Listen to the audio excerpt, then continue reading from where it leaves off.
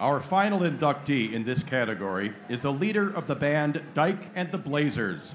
He was the writer of the soul classic Funky Broadway, which was the first song to brandish the term funk in the title.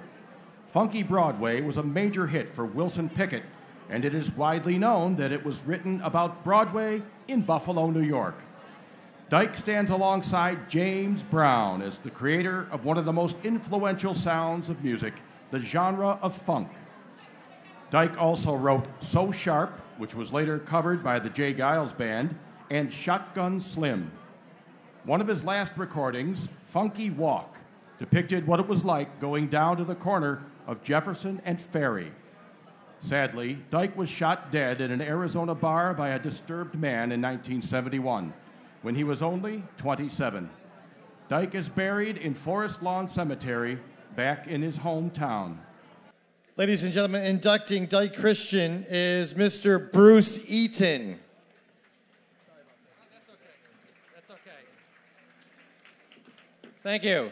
It is a real honor to induct arguably the most influential musician from Buffalo of the last half century. And I'd just like to start by thanking some of the people who helped make this effort possible. Elmer Plotz from the Buffalo News, who's here. Dyke's brother Jerome, who reached out to me after I wrote an article about Dyke and Spree. Rick, Bob, and Macy from the Buffalo Music Hall of Fame, and drummer Jeff Schaller. When Nick Lowe, the great English producer, singer-songwriter, was in Buffalo a couple weeks ago, he said he thought Buffalo was such a cool place. It was great to be back. A lot of cool architecture, reminded him of London.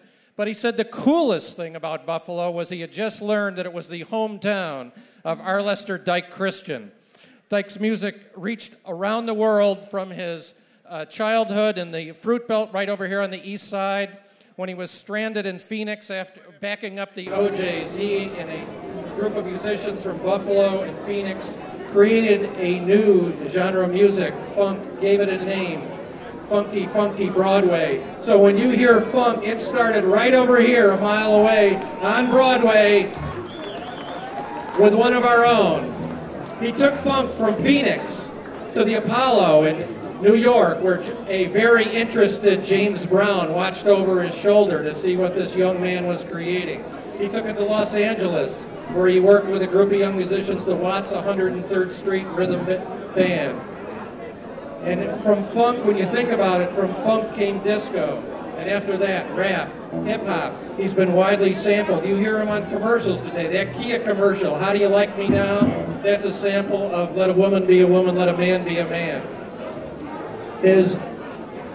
For a man who only lived to the age of 27, his influence stretches far and wide as somebody who created a worldwide musical phenomenon. His family is here tonight, and I'd like to acknowledge them. They express their deep appreciation for this honor. Dyke's mother has passed, and one of his brothers said it would have been a real dream for her to see Dyke in the Buffalo Music Hall of Fame. Paul Hales, Donna Hales are here, and their families. And I can't see, but Sister Betty Barber may be here. So we have three family members here today, and tonight, and I want to they express their deep appreciation for this honor. And they would like to donate this award to the Colored Musicians Club Museum that's opening.